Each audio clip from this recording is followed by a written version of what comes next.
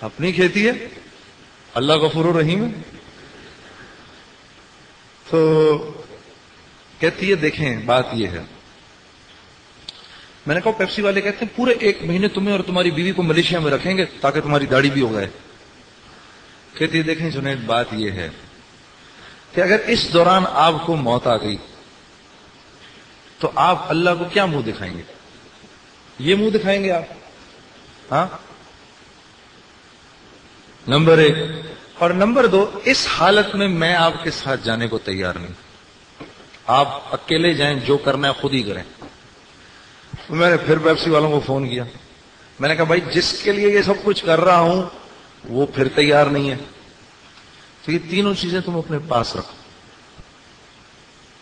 اس طرح بات ٹل گئی. اب میں نے اس کو کہا خوش ہو گئی، جو ملنا ملانا تھا وہ بھی ختم ہو گیا، اب کچھ نہیں، اپنے میرے تیرے پاس کچھ بھی نہیں. اب ٹھیک ہے نا؟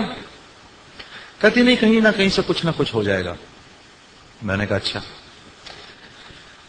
اب یہ میرا اللہ جانتا ہے کہاں سے کیا کیا کچھ کیسے ہوا، یہ مجھے واللہ یاد بھی نہیں. ایسے حالات خود بنے کہ کہاں تو پہلے نہ اللہ نے میرے سے مائک چھینا کہ پھر مائک کے سامنے کھڑا ہوں. پہلے کسی اور مقصد سے کھڑا ہوتا تھا، اب کسی اور مقصد سے کھڑا ہوں، بلکہ اب تو تنگ ہی آ گیا ہوں، اتنا زیادہ مائک پہ بولنا پڑتا ہے.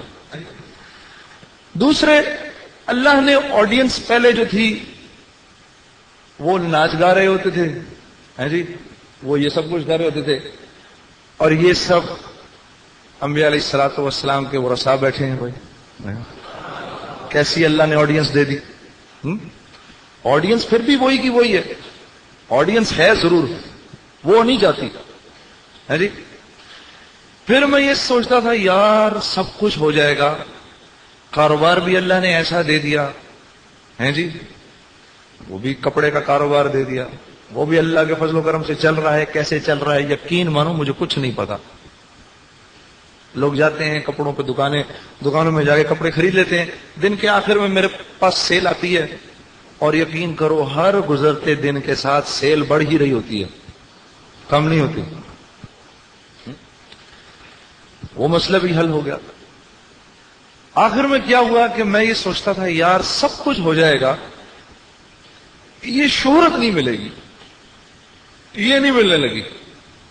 تو کیا ہوا؟ شہرت تو کیا ہوئی، اللہ نے ایسی عزت دی، ایسی عزت دی کہ آج کیسے کیسے اللہ کے بڑے بڑے بزرگ ہیں، اللہ کے ولی لوگ ہیں، ان کے ساتھ بیٹھنا نصیب ہوتا ہے، ان کی صحبت میں بیٹھنا نصیب ہوتا ہے. ہاں جی، آپ لوگوں کا پیار اور محبت ملتا ہے. مجھے موبلنک والوں کا فون آیا کہ جی اس وقت پاکستان میں جو 5-6 لوگ ہیں جن کو سب سے زیادہ فون بجتا ہے اس میں سے ایک آپ ہیں. اور پھر میں نے کہا کہ یہ سب کچھ بھی ہو جائے گا، لیکن ہاں ایک چیز کبھی نہیں ہو سکتی، وہ تو ہو ہی نہیں سکتی، اور وہ کیا؟ اس گلے کا استعمال اب میں کبھی نہیں کروں گا، یہ نہیں ہوگا. پہلے جب گاتے تھے تو چلو گلے کا استعمال تو تھا، تو وہ اللہ جل شانہ نے کہیں سے پتہ نہیں کیسے کرا کے جلوہ جانا بنوا دی. تو یقین مانو کچھ بھی نہیں چھنتا کچھ بھی نہیں ہے. پہلے تو میں اگر گایا کرتا تھا سٹیج پہ تو 16, 17, 18 سال کے لڑکے لڑکیوں کے لیے گایا کرتا تھا. 40 سال کے قریب عمر ہو گئی تو وہ 40 سال کے بڈھے کو کب تک سنیں گی؟ 40 سال کے بڈھے کو وہ کب تک سنیں گے؟ وہ یار یہ عجیب واقعہ سناؤں تمہیں. ایک دن ایک شو کر کے میں سٹیج سے اترا تو بڑا اچھا شو کیا میں نے. ابے اپنے لحاظ سے تو اچھا ہی کیا یار. ہاں جی، ایک سامنے میں نے یہ بات اس لیے کہ ایک سامنے بیٹھے والے لڑکے نے ایسے کیا،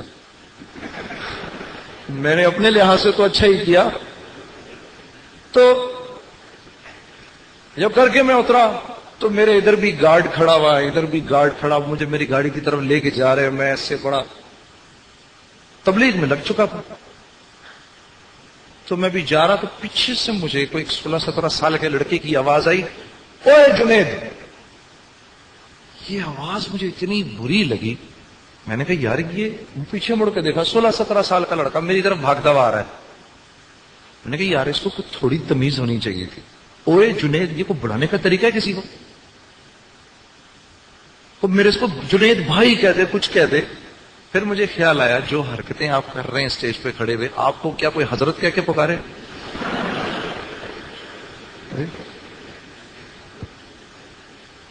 تو یہ ہے اصل میرے عزیز. آدمی اپنی نسبت سے پہچانا جاتا ہے. جی نسبت صحیح ہو جائے تو لوگ گانے والوں کو بھی حضرت حضرت کہنا شروع کر دیتے ہیں، اور نسبت خراب ہو جائے تو بس کیچڑ ہو جاتا ہے معاملہ. بالکل یہ تو نسبت سے سارا معاملہ. یہ بات میں نے، تم نے، ہم سب نے پوری امت کو بتانی ہے. تم جیسے نوجوان لڑکے جو ہیں نا، جو سڑکوں پہ اپنا ٹائم ضائع کر رہے ہیں، ان کو سب کو بتانا ہے. یہ سمجھ لینا کہ میں عالم بن گیا، میں نے بہت بڑا کام کر لیا. کام تو تو نے بہت ہی بڑا کیا، اس میں تو کوئی شک ہی نہیں ہے. لیکن یہ اللہ کے فضل سے، کیونکہ مالک کا فضل تھا تیرے اوپر، یہ تو نے کر لیا. ٹھیک ہے.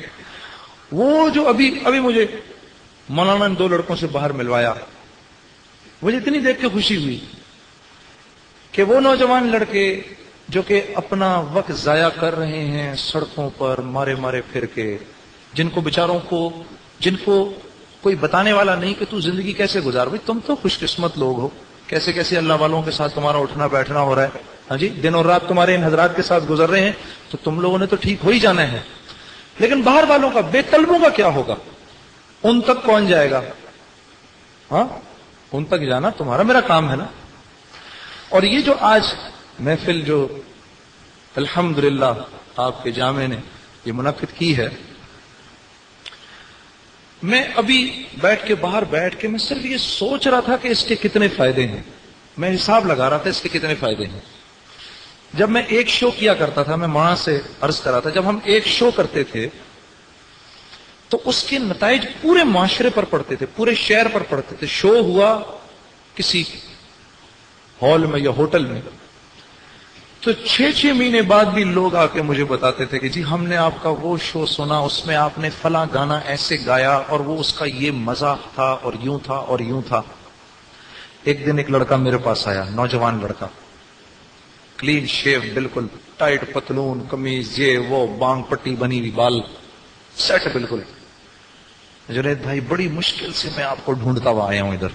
میں نے کہا اچھا کہاں سے آ رہا ہے تو؟ جی میں ملتان سے آ رہا ہوں. میں نے کہا اچھا کیوں آیا ہے؟ مجھے گانا سکھائیں.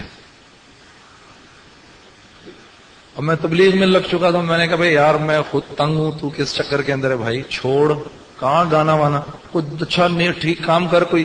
نہیں آپ نے مجھے گانا سکھانا ہے، آپ نہیں سکھائیں گے تو میں کسی اور سے سیکھ لوں گا. میں نے کہا نہیں کسی اور کے پاس نہ جاؤ، وہ پتہ نہیں تمہیں کیا بتائے.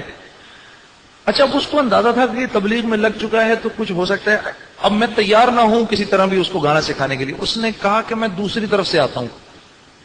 اس نے کہا آپ کو پتا ہے میں حافظ قرآن ہوں. میں نے کہا کیا؟ ارے جنید بھائی چھوڑیں، کچھ نہیں رکھا اس کے اندر، میں تو آپ کی طرح کا بننا چاہتا ہوں. میں تو ہکا بکا رہ گیا. میں نے کہا تو حافظ قرآن ہے اور تو نے